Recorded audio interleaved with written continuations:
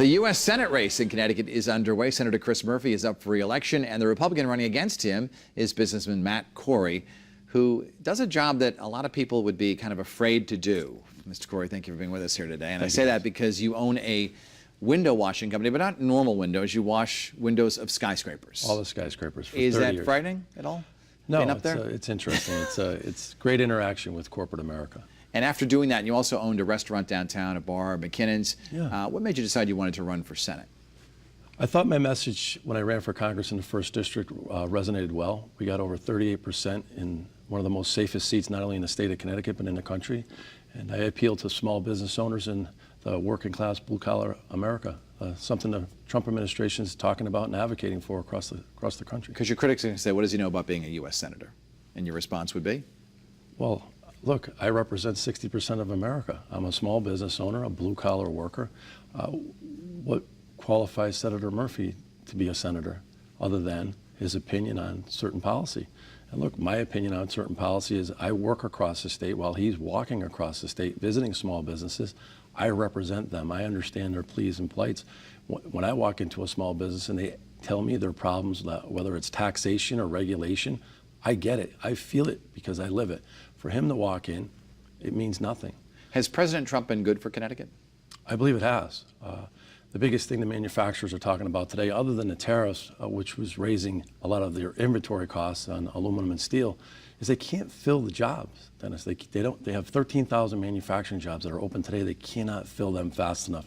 And I ran on that Trump apprenticeship program. I talked about public-private sector apprenticeship programs for the manufacturing industry. Not only that, the construction trades for not only inner city, but for suburbs. Anybody that wants to get into those trades, it's a different avenue other than going to college with a 40-year degree. The last Republican senator elected from our state was Lowell Weicker. He was elected back in the I believe he was reelected in 1982 was his last time, correct? Correct. 1982 was the last time that a Republican senator was elected in our state.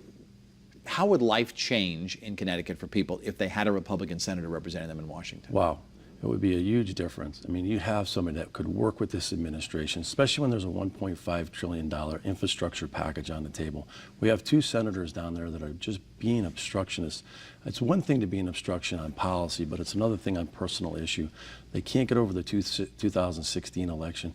Look, as President Obama said, elections have consequences. And there was 2 things on the referendum. Who's going to lead the country and who's going to be in the Supreme Court? And the voters came out in 2016, and that's what happened. It's unfortunate that our 2 senators can't see past that. They go to Washington and they do nothing but obstruct this administration on every level. And look, we have a choice here in Connecticut. We can send somebody to Washington that's going to work with this administration maybe the next 2 to 6 years, or you can send somebody back to Washington that's going to obstruct, and it's not good for Connecticut. It's not good for the residents. In your judgment, has Senator Murphy been bad for Connecticut? Has he failed Connecticut? I think he's forgotten his constituents. He's moved down to Washington, D.C. I believe he has an empty house here in Connecticut. So, of course, he has to walk across Connecticut to figure out what the problems are with his constituents. I haven't seen any major policies that are moving Connecticut forward or moving the country forward. We need somebody to work with this administration, Dennis, and I think it would be great to have a senator on both sides of the aisle. The biggest complaint we get from our congressional delegation is, look, I've been in the minority party, I can't get anything done. Well, then step aside. Let somebody go down there that wants to work with this administration on policies that are not only going to move Connecticut forward, but move this country forward, Dennis. This tends to be a Democratic state. Democrats outnumber Republicans here, although there are more unaffiliated voters. What is your message to them to essentially fire their senator, which is what they would have to do? They'd have to vote against him to choose you. Just understand that I have vested interest in Connecticut. Small business owner, blue collar worker. I'm part of the laborers union. I work side by side with the men and women of this state. There's a stark difference. You have somebody that's never worked a day in his life in the private sector.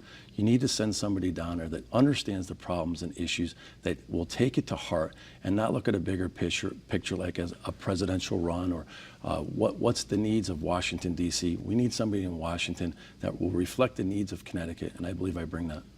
Senator Murphy has a very large war chest, as you know. What is your strategy to beat him? Look, we have to nationalize this race. We've been to D.C. We're endorsed by Ann Coulter. We've been out on a lot of these national news stations. So we know it's an uphill battle. if you look what I've done with the very little that we came into this race, I was outspent 25-1 going into the convention. Going into the primary, I was outspent again. We won every single town in the state of Connecticut going into Republican primary. I can do it with a little. I need help. There's no doubt about it. He has a big war chest, but you're looking for a fiscally conservative candidate that is just pure hard work and determination. You know that, Dennis. I've been on this show many a times. If somebody cares so much about their country and their state, why would they keep doing this? That's comes from the heart. Does Bob Stefanowski help you being on the ballot this year? I'm focused on my own race. Of course, we need a strong gubernatorial candidate. He's the top of the ticket. I'll do everything I can to support his candidacy. We have two choices. Like I said at the convention, if you're going to vote the Democratic ticket, you're voting for higher taxes, not only on the state level, but on the national level. If you vote Republican, they're going to put more money in your pocket.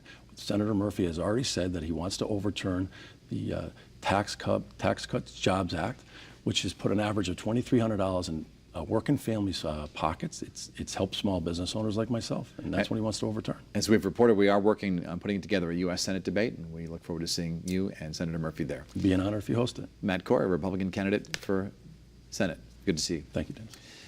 And that's it for Face the State on this Sunday. Enjoy some great football. It's back, the NFL, right here on Channel 3. I'll see you tomorrow in the news. Have a great day, everybody.